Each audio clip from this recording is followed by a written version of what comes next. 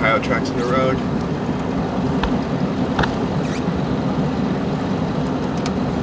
Looking good.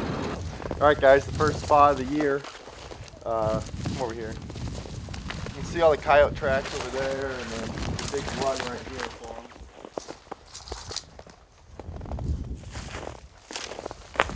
We've had snow now for 2 days, 3 days, something like that. I've been baiting this spot for about the last month with ducks and some stuff I've been shooting. There's not much left. It's pretty tore up. So I'm gonna go dump a bunch of bait here, walk around a little bit, and I'll show you guys some of the sets we make. But it should be pretty easy with the snow.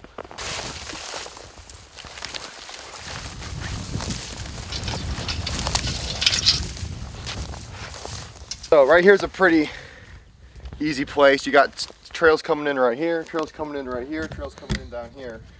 They all meet right here. We got this, which is plenty strong enough for a hold a coyote. So I'm gonna put a snare here. Not as much fencing as I'd like, natural stuff coming up, but this snare should be fine right here. So I always have a pair of gloves. These are brand new gloves that I only use when I'm touching the snares, nothing else. Keeps less scent off them. All these snares were just boiled. Just take one out. Anyway, so there's my snare. How I do my snares, I do the cable and then go right to thick wire. So when I go to make a snare, I know exactly how big I need it to be, just pretty much right to the end. You want to be able to fit your hand in there. And since I use this thick wire, it's so much easier to, so I kind of get the snare about where I want it to be. And then you wrap this wire.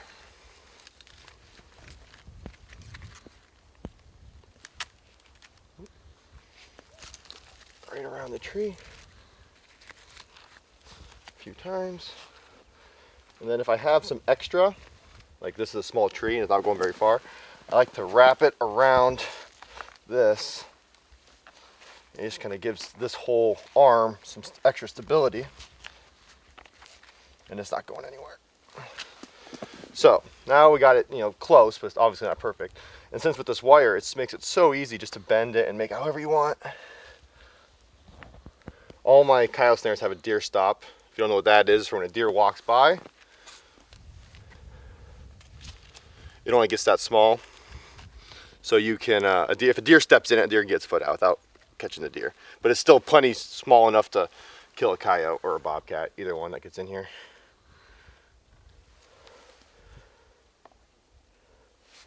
So just like that. And these coyotes and bobcats have been so used to coming in for the last month, they're not really gonna think much of it. So lastly, some people like to do, I like to do it like on most of my snares, but not all of them, is a little chin stick. This actually isn't even long enough. And what that does, you stick it in the ground right there, like so. So a coyote's walking by with his nose to the ground, hits that, lifts his nose up, boom, right in the snare. So there's that one. So this, another good spot. Not too far away from it, but in case I miss one on the first one or whatever.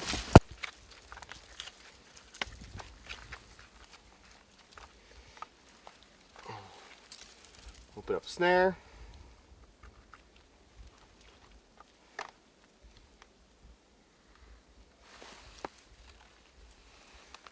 Make sure you're getting it the right way. Check it. Good.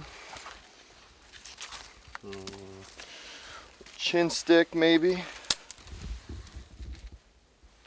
There we go. Another one done. Just like that.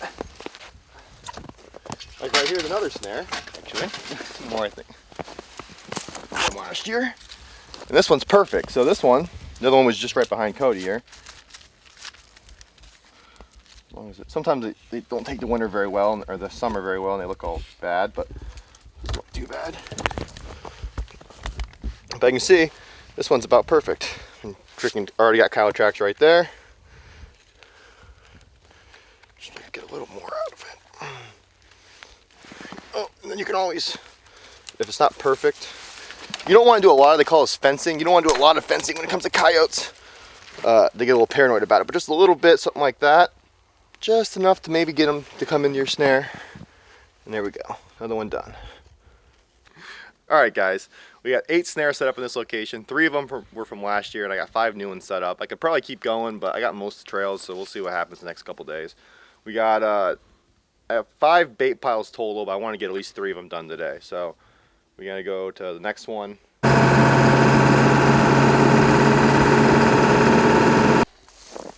So we're up here at our second bait pile. There's nothing left. Trails going in here like absolutely crazy.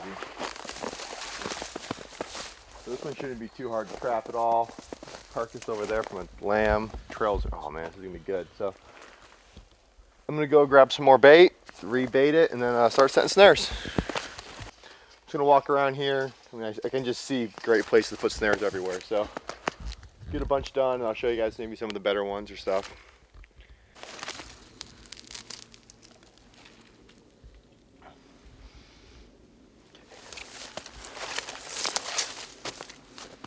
Look at that trail.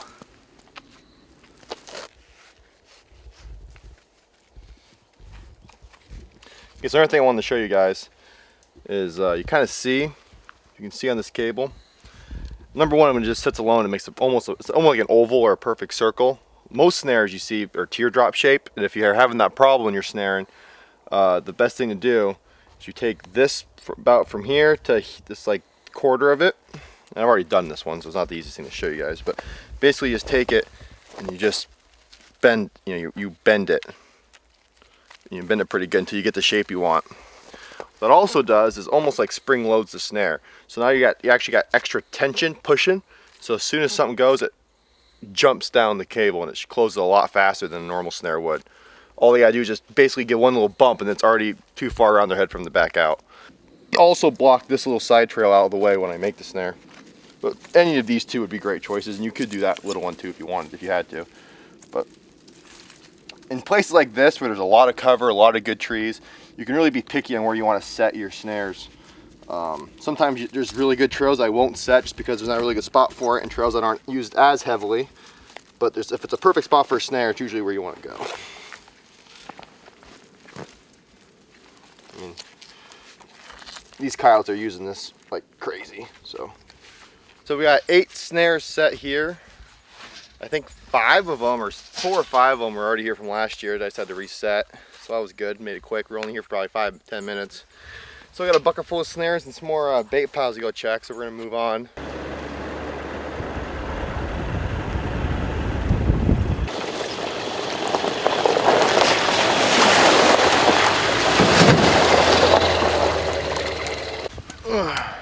All right, so not a lot of sign at this spot. I think the bait definitely ran out before we got here today. Must have been gone for the last couple days. There is still some tracks. There's just nothing like we've been seeing today. Here's one of my favorite sets. Fence line. This is an old, just doesn't do anything anymore. But fence lines are the best place to snare coyotes. I mean, you got to think about it. They're already used to going through and under wire. This is a perfect example. You actually can see at least one, if not 2, my old snares that I've caught coyotes in last year and years before, right on the same T-post. And I can almost guarantee you there will be a coyote in this snare before the end.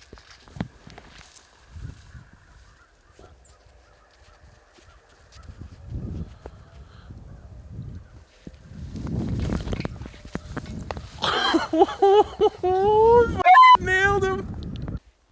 Alright guys, this is where I was talking about earlier. My dad's was hunting out of that blind last night, and he said in this brush pile there was 2 bobcats that were just living in here basically. And just looking, you can see all their tracks.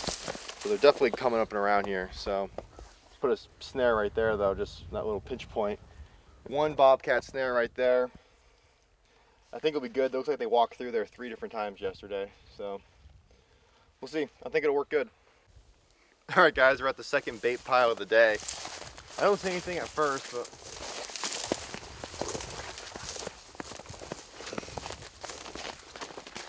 nothing there. It looks like the bait's maybe been hit a little bit, but nothing crazy. I still think they've been eating a lot the last couple of days. It's warmed up. Nothing there, nothing in this one. I'll go check make sure the snare's okay. Oh, look at that. We got one. Here we go.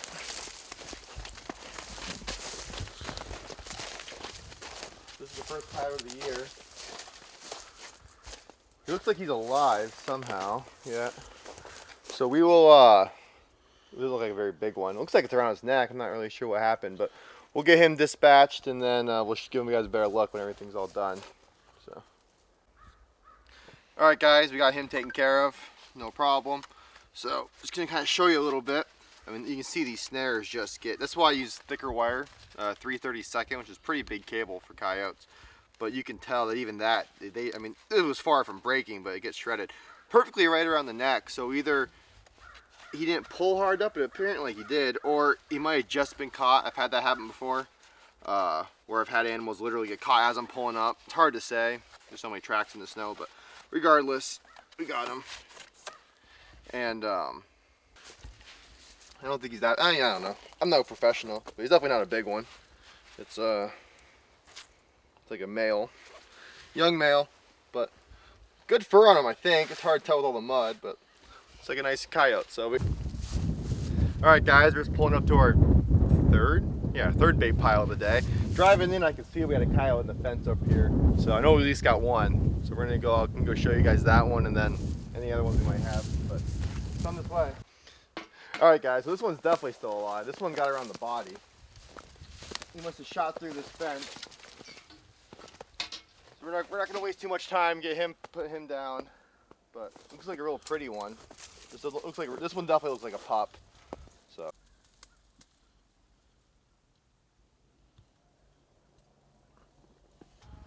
All right, guys, got her taken care of. I believe it's a her. And look, this is definitely a pup. This is a really small coyote. Yeah, it's a female. I mean, there's not much to her at all. Beautiful coat though. I love the blonder ones. And then we got this set remade.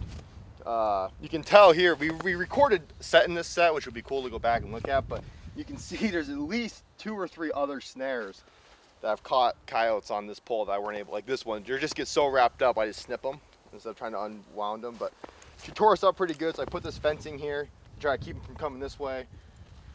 I don't know, we'll see. But if they keep using this trail, it wouldn't surprise you if we catch another one this year. I didn't see anything else in any of the other traps, so I think that's it for this spot. But yeah, we're 2 coyotes for 3 locations, so that's not too bad today.